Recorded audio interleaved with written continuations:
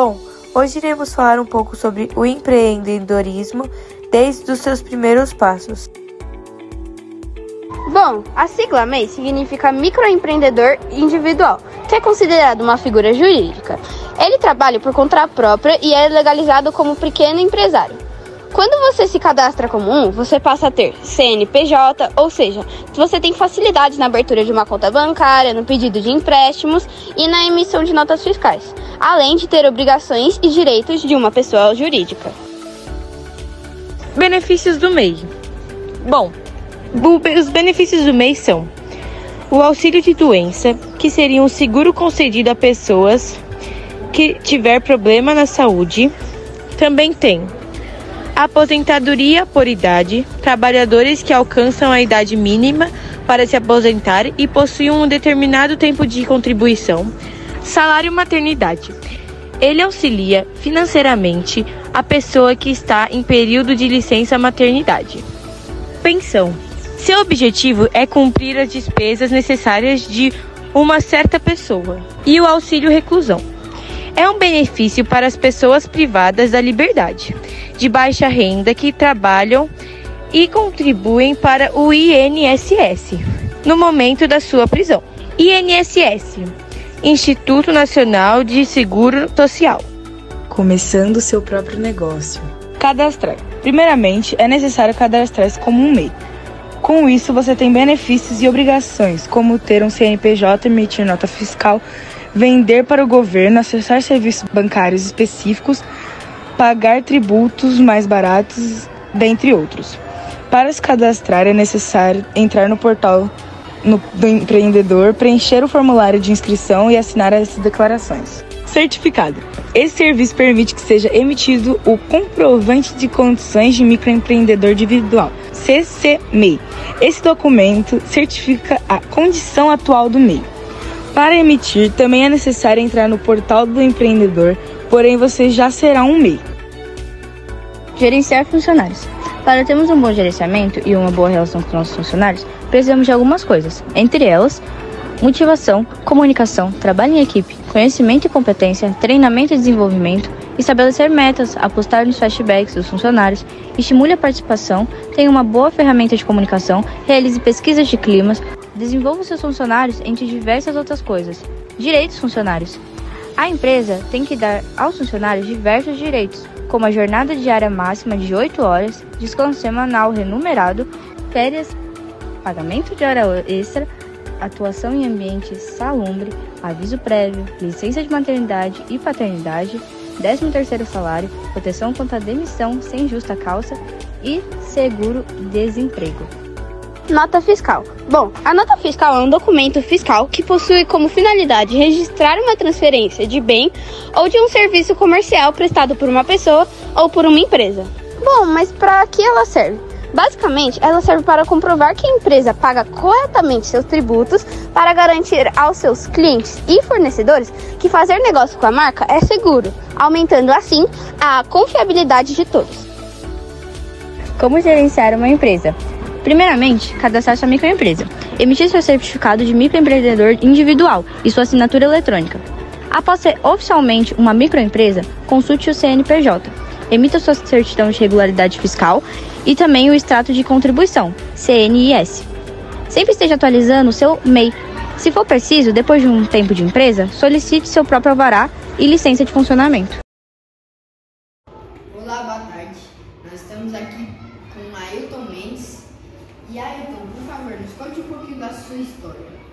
Bom, João, hoje eu sou o CEO da ANS Experience. Eu atuo nesse mercado há 29 anos. Eu sou um profissional de educação física, mas há muitos anos eu atuo como gestor, como empresário.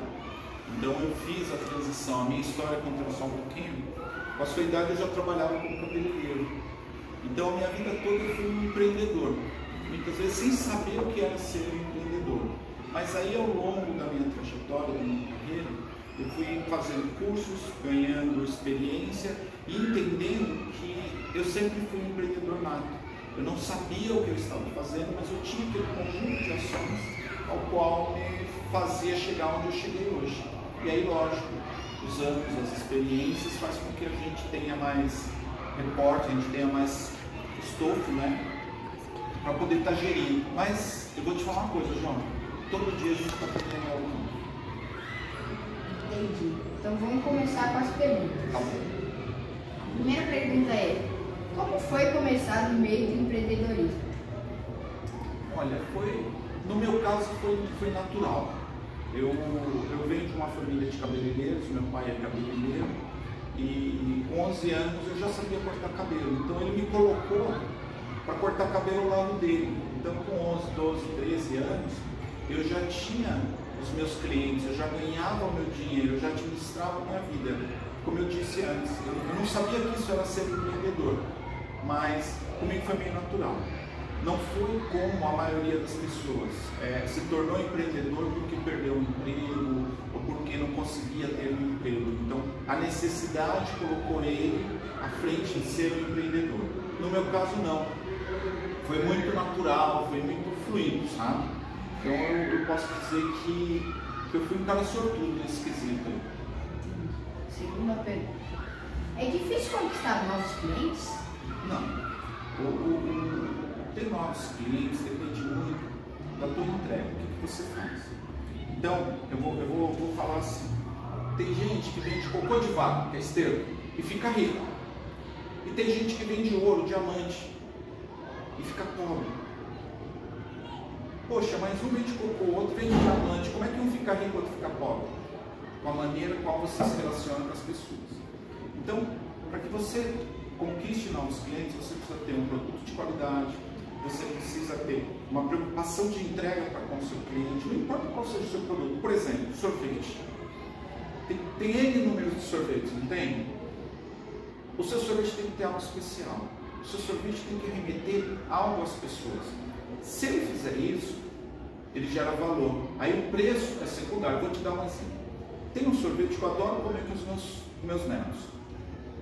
É um sorvete que a bolinha do sorvete é o preço de um pote de 2 litros de um sorvete tradicional aí que vem de qualquer mercado. E nós pagamos o preço de 2 litros de sorvete em uma única bola. Por quê? Aquele sorvete, quando eu saio com os meus netos, não é um sorvete, é um momento de família, é um presente. Então, eu aceito pagar mais caro, porque aquele sorvete me gera um valor familiar. Você entendeu?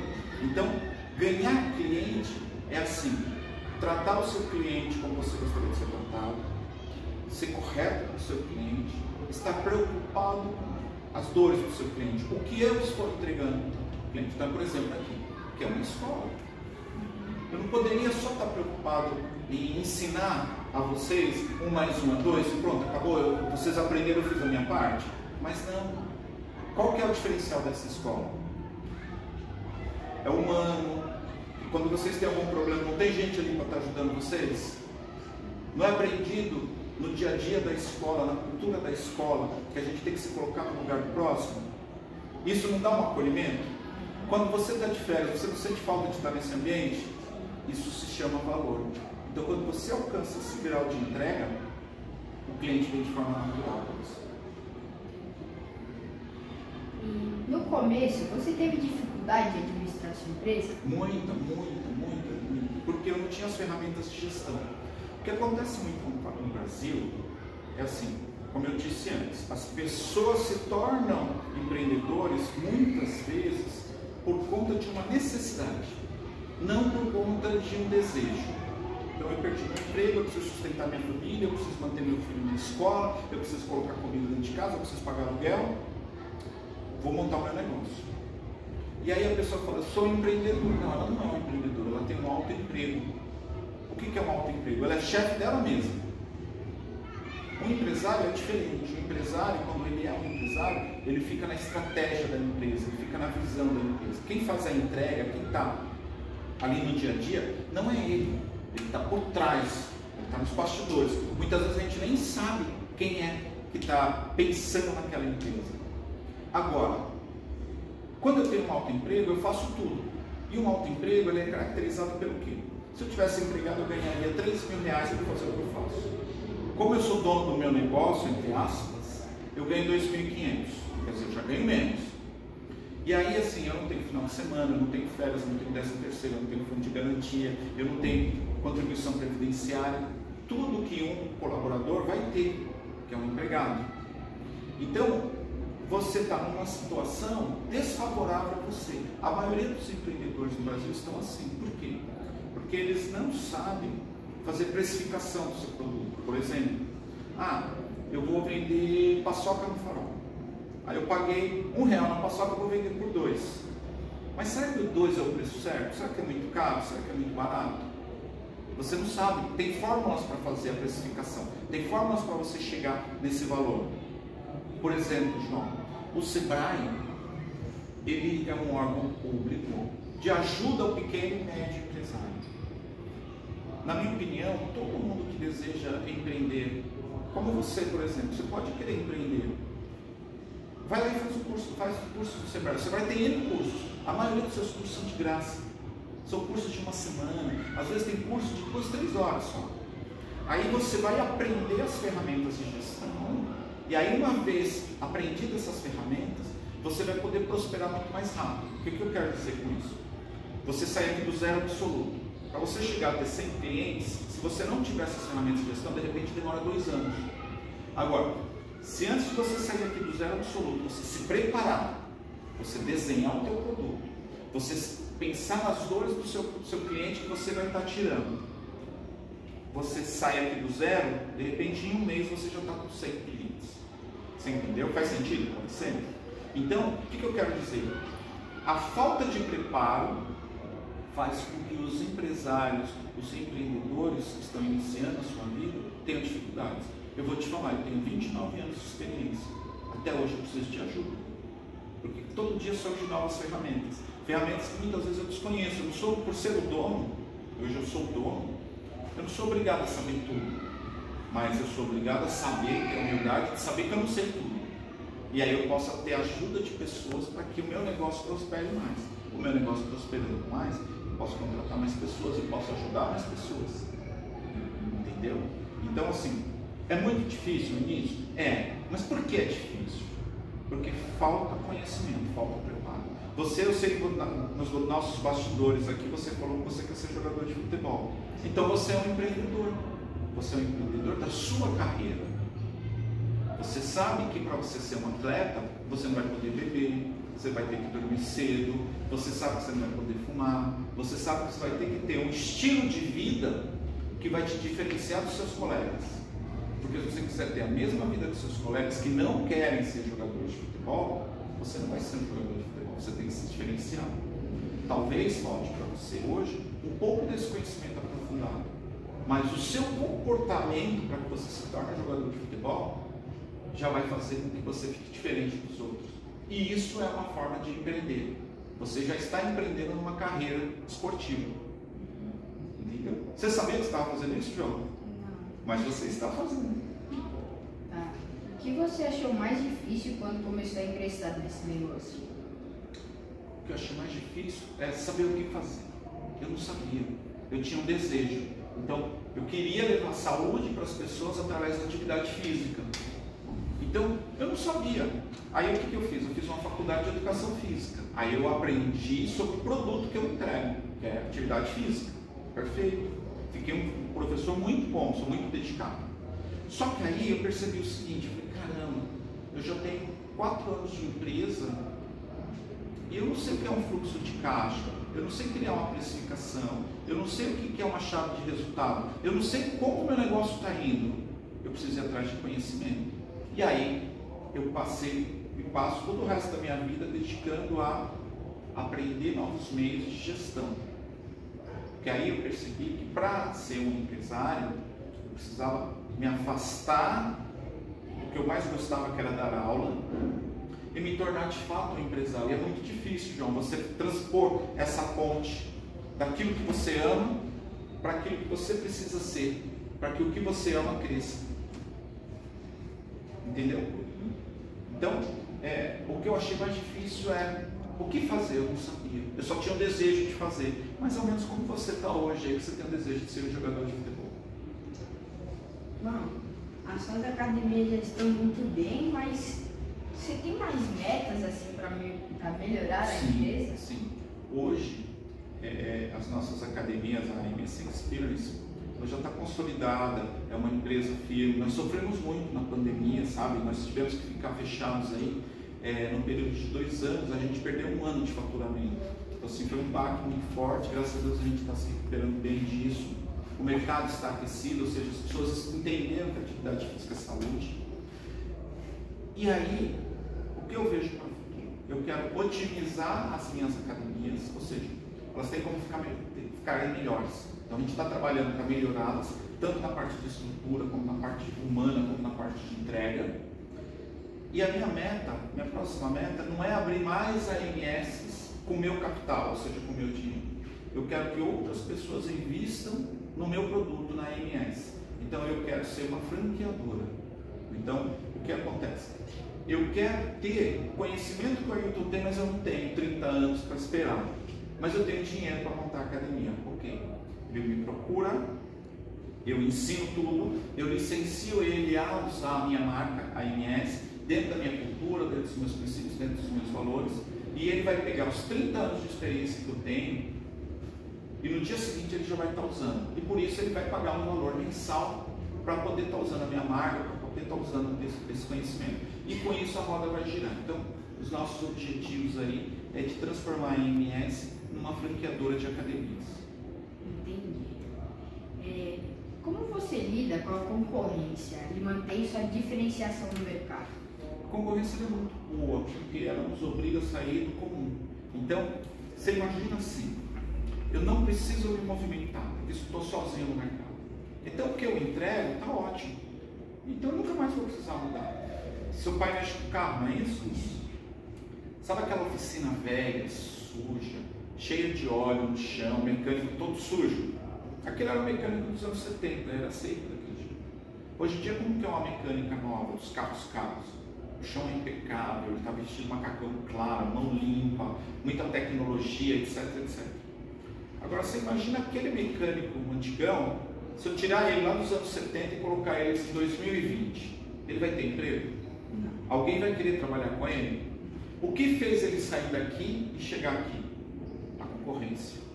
Porque se eu estou aqui e há um concorrente do meu lado, automaticamente eu vou rever meus processos, eu vou rever minhas entregas, eu vou rever tudo que eu tenho. Eu tenho que melhorar. Aí o concorrente também, eu também tenho que melhorar. E por aí vai. Então, um vai puxando o outro para cima. Então, a concorrência ela é muito boa para todo mundo. Para a comunidade, para a empresa em si. E aí, é assim, por que o Ayrton Senna na Fórmula 1 foi tão bom? Porque ele tinha um Alan Prost, que era o concorrente dele. Por que o Alan Prost foi tão bom? Porque ele tinha um Ayrton Senna do lado dele. Então, quando você tem concorrentes, você se esforça para estar sempre melhorando. Então, a concorrência é muito boa. Qual que é a grande diferenciação da minha empresa? A maioria das academias hoje em dia, elas vendem acesso a. Eu não vendo acesso, eu vendo serviço.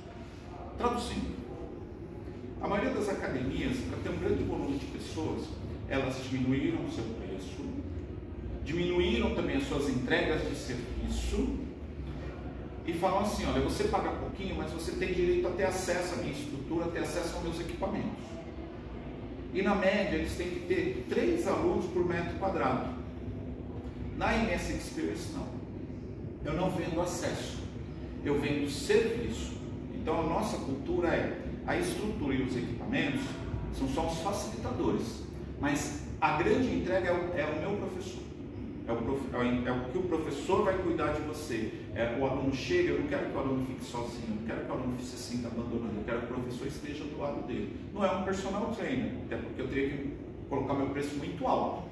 Mas nós nos posicionamos hoje de 15% a 20% acima da concorrência com relação ao que nós cobramos. Mas nós entregamos muito conforto aos clientes. Por exemplo, as nossas academias, a média é de 1 aluno por metro quadrado.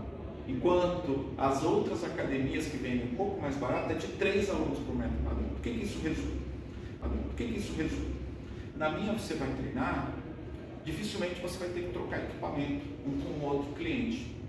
Já nessas academias que vendem mais barato, que vendem acesso, que precisa ter muita gente, você tem que estar revisando equipamento. Então isso é ruim. Isso quebra a sua cabeça de treinamento. Aí o que acontece? O resultado que você vai conseguir na MS Experience com 1 ano de treinamento, você vai precisar de 2, 3 anos no meu concorrente. Então, no final do processo, o meu concorrente é muito mais caro do que eu, porque a minha entrega é muito melhor. Você entendeu? Então, essa é a minha grande diferenciação. Eu não vendo acesso, eu vendo entrega de um bom serviço. Entendi. E o que você aprendeu montando sua empresa? Eu aprendi a ter humildade, de entender que eu não sei tudo. Eu aprendi a não ter arrogância de pensar que eu sei tudo. Então, ao você ter a sua empresa, você tem que pensar muito nas pessoas. Ao você ter a sua empresa, você tem que se colocar nas verdades da outra pessoa, o que é muito difícil. O que é muito difícil. Por quê? É muito comum a demanda do dia a dia, os problemas do dia a dia, fazerem com que você fique preso num círculo vicioso, onde você não vê mais nada a não ser problema. Então o que você tem que fazer? Aqui está o problema, você tem que se afastar, olhar de longe e olhar para outras possibilidades para evitar que esse problema tenha ou para solucionar esse problema. Então, ao invés de você estar num círculo vicioso, onde vai te levar para baixo, você tem que girar e fazer um círculo virtuoso, onde você cresça. E para fazer isso, João, você tem que fazer o seguinte: você tem que abrir mão daquilo que você tem mais poder, que é o seu negócio. Você tem que abrir mão das suas escolhas. E você tem que entender e ter a humildade de falar: eu cheguei no meu limite, eu preciso de ajuda das outras pessoas. E você tem que fazer isso. Então, acho que essa é a grande missão a ser entregue. Entendi. E como você enxerga o futuro da sua empresa? Se é um futuro bom ou se é um futuro estável? Ou se é um futuro mau? Futuro ótimo. Cada vez mais as pessoas procuram atividade física. Lembra que eu te falei há pouco que a minha empresa, ela é uma empresa que vende serviço, entrega e não acesso? O que mais acontece com a população brasileira hoje? A população brasileira ela vem envelhecendo. A tendência, segundo a Organização Mundial da Saúde, segundo o Ministério da Saúde, é que daqui 20 anos, pelo menos 1/3 da população brasileira vai estar acima dos 50 anos. Então é uma população um pouco mais envelhecida. É uma população que tem mais grana. Porque eles já criaram os filhos, já pagaram as faculdades, já estão com as suas casas quitadas, tudo. Então esse pessoal sobra dinheiro. A taxa de vida do cidadão brasileiro já está batendo ali os 80 anos, se não me falha um pouquinho mais, um pouquinho menos, mas já está na casa dos 80 anos. Então essa pessoa ainda tem mais 30 anos pela frente. O que ela vai fazer? Vou cuidar da minha saúde. Onde ela cuida da saúde dela? A academia é um local. Você sabia que o profissional de educação física é um profissional da área da saúde, como um médico, como um psicólogo, como um dentista, por exemplo? E o profissional de educação física, ele é o principal ator contra as doenças crônicas não transmissíveis, que é o diabetes, colesterol, pressão alta, o próprio sedentarismo, né? Então tudo isso gera várias outras doenças a rebote, que são doenças que vão trazer para a gente coisas sérias, por exemplo, um AVC, um ataque cardíaco e várias outras doenças. Então, as pessoas não querem isso, querem ter qualidade. Então, o meu sonho quando eu tinha sua idade era chegar aos 50 anos sem precisar tomar remédio. Hoje eu estou com 52, eu não tomo nenhum remédio. Agora o meu objetivo é chegar aos 80 sem tomar nenhum remédio. E eu me cuido para isso, eu me exercito para isso. Então, a tendência é cada vez mais pessoas fazerem atividade física. E esse perfil de pessoa mais velha, o que ela quer? Ela quer serviço, ela quer entrega. Então, o que eu falo, eu não tenho uma academia, João. Eu tenho uma empresa de saúde através da atividade física. Porque através da atividade física eu levo saúde às pessoas. Então, qual é o futuro da minha empresa? É ótimo. Vai crescer e vai melhorar. Tá. O que motivou você a começar no ramo das academias? Olha só, eu já tinha uma carreira muito estável como cabeleireiro. Então eu fui campeão paulista, fui campeão pan-americano, eu fui campeão brasileiro como cabeleireiro, participei de vários campeonatos, eu viajei a América Latina, viajei a alguns países em outros continentes, aprendendo a cortar cabelo, a fazer tudo isso daí. Até no Fantástico eu saí como garoto prodígio aos 11 anos, João. Então assim, Eu tenho uma história como cabeleireiro assim, incrível. Eu era diretor de um ateliê aos 14 anos. Então assim, eu não sei porque a vida me deu essas facilidades. Então eu cheguei lá, eu tinha um talento para isso. Só que aos 20 anos, eu estava assim, falando, caramba, eu queria fazer alguma coisa a mais que pudesse entregar às pessoas. E aí ao lado do salão do meu pai, onde eu trabalhava, tinha uma academia, essa academia faliu. E eu já treinava, mas eu já treinava não querendo ter o corpo perfeito. Eu treinava pensando no seguinte, eu quero chegar aos 50 anos, não precisar tomar remédio. Eu tinha um monte de parentes muito doentes, e eu não queria ficar doente. Falava, isso é coisa de família, eu não queria aceitar aquilo. Então eu tinha como objetivo assim, eu não vou beber, eu não vou fumar, eu vou dormir cedo. Que essas coisas é que vão fazer com que eu tenha uma saúde boa lá na frente. Então, desde muito novo eu fiz isso. Então, ao abrir a academia, o meu desejo era ajudar as pessoas. Sabe o que quer dizer a AMS Company, que foi o primeiro nome, hoje é a AMS Experience. Mas o AMS Company era aeróbica, musculação, saúde, companhia. Então, desde o primeiro momento, quando eu abri a AMS, eu já tinha a preocupação da saúde na história. Então, é um desejo de ajudar as pessoas. Por isso eu montei a AMS. O que não é muito fácil. Por quê? Eu sou comparado com uma academia comum. E a AMS não é uma academia comum. Meu foco não é na bagunça. Vou refazer essa palavra.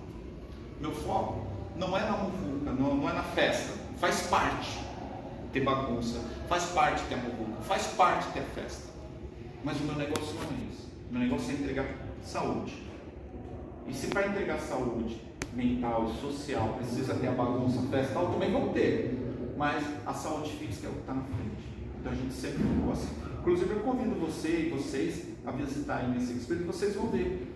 A gente não tem aqueles bodybuilders treinando. A gente tem pessoas comuns querendo ter um corpo saudável. Então essa é a minha grande busca. Entendi.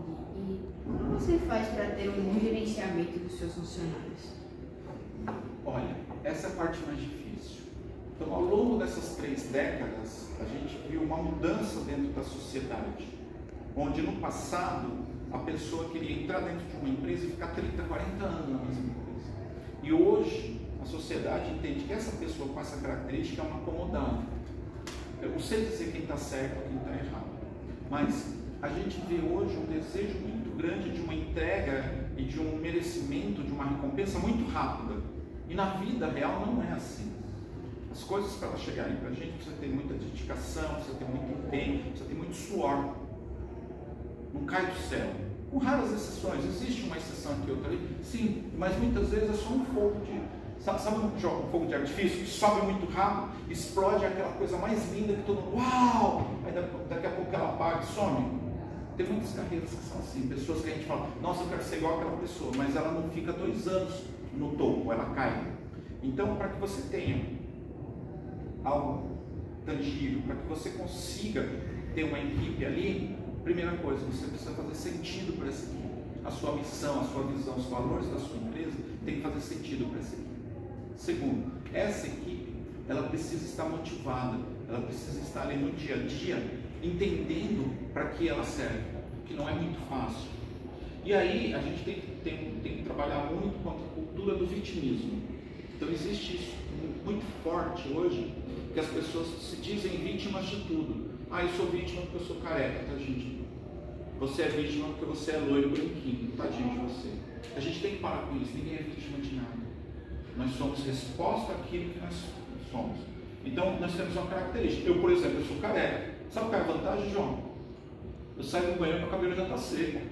Olha que maravilha, eu não gasto dinheiro com nada. Esse dinheiro eu posso gastar com outras coisas. Então, quando você entende que você não é vítima, que você é protagonista da sua vida, e que não é ninguém que vai decidir onde você vai chegar, a não ser você, aí a vida é libertadora. Aí a coisa fala, uau, eu posso ser o que eu quiser, eu não dependo de ninguém. E isso não é ser arrogante. Você ser humilde a ponto de saber que você não é dono de nada. Você só está dono. Você não é dono do seu corpo. Se Deus quiser amanhã ele falar, vou tirar o corpo de você, ele vai tirar. Então, tudo aí nós é emprestado. Essa mesa é emprestada.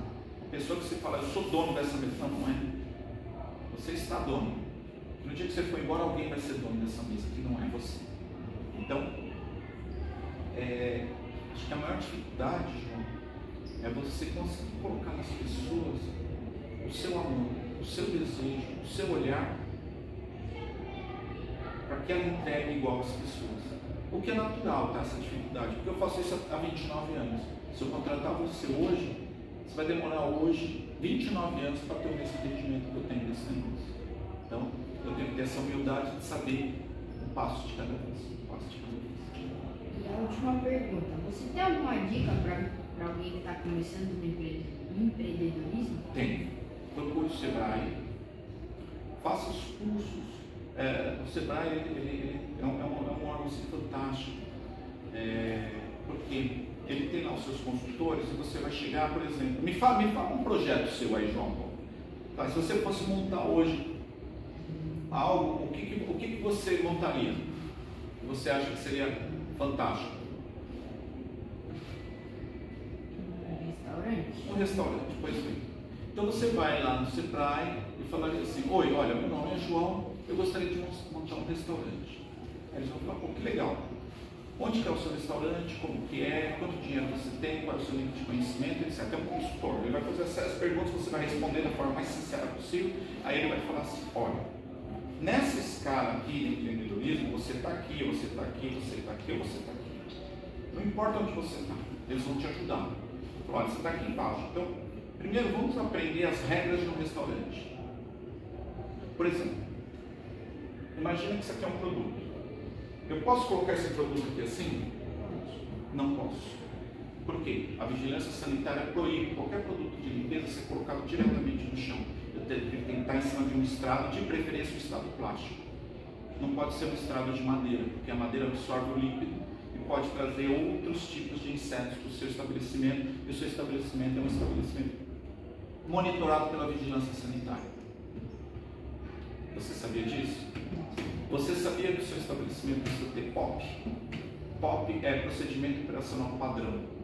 Então vou te dar um outro exemplo. Você sabia que todo ar-condicionado ele precisa ter uma etiqueta ao seu lado falando quando foi feita a última troca de filtro, quando foi feita a última limpeza, quando será a próxima limpeza e o nome do técnico responsável? Isso é um procedimento operacional padrão. Você vai montar um restaurante, as bancadas têm um tamanho mínimo, a distância das carteiras das mesas tem um tamanho mínimo, tudo é padronizado. E aí você não sabe disso, você monta de qualquer jeito bonito, uma coisa legal, mas dentro do seu conhecimento. Aí você abriu as portas, aí vem a vigilância sanitária e fala: fecha tudo porque está tudo errado, você não está seguindo as normas exigidas por lei. Pronto, você já perdeu todo o seu dinheiro. Por quê? Porque você não sabia o que fazer. Você sabia que toda comida realizada, toda comida construída, ela tem que ser guardada por pelo menos 2 dias no freezer? Porque se você entregar o arroz para uma pessoa, e aquela pessoa, aquele conjunto de pessoas passar mal e falar que foi no seu estabelecimento, você tem um arquivo da comida ali. E essa comida não pode ser guardada de qualquer jeito, ela tem que estar dentro de um saco padrão. Já ouviu falar da ABNT, Associação Brasileira de Normas Técnicas? A ABNT faz todas as normas. E aí lá vai estar falando: olha, tem que ser um saco desse tamanho por esse tamanho, a comida tem que estar tantas gramas lá dentro, e tem um papel do lado de fora que tem que estar escrito quem fez a comida, da onde saiu, como saiu, para onde colocou. Vou dar um exemplo. Isso daqui está falando que é um isopropílico. Na vigilância sanitária isso está errado. Por quê? Eu preciso estar colocando aqui que é um isopropílico, qual o número do lote que tirou esse produto, qual é a validade desse produto, quem vazou esse produto, e se chegar aqui a vigilância sanitária, ela vai falar: ok, isso aqui é álcool, mas eu quero saber de onde saiu esse álcool. Isso se chama rastreabilidade. Isso é um conjunto de normas técnicas que são exigidas. Então, por exemplo, aqui na escola tem um caminhão de normas técnicas que precisa ser realizado. Na AMS, um caminhão de normas técnicas que eu preciso saber. Então, a grande dica que eu dou é: vá atrás de conhecimento. É muito mais barato, é muito mais fácil do que fazer como eu fiz. Há 30 anos atrás não tinha tanta informação como tem hoje. Eu aprendi muita coisa fazendo e refazendo. Então eu citei a história do restaurante, porque eu já construí coisas que depois eu tive que quebrar porque eu construí errado. E aí depois eu tive que construir certo. Então, a minha grande dica é: vá atrás de conhecimento, vá atrás de informação, converse com pessoas que já fez essa trilha. Como a gente está aqui batendo esse papo gostoso aqui? A gente se conhece há quantos anos e você nunca me ouviu falar de negócio. Então, acho que a grande dica, sabe qual é? Saiba qual pergunta deve ser feita. Porque com a pergunta certa você tem a resposta certa. E aí você está e a coisa acontece. Mas o Sebrae está aí para ajudar a gente. Isso. Entendi. Muito obrigado. De nada, é sempre um grande prazer.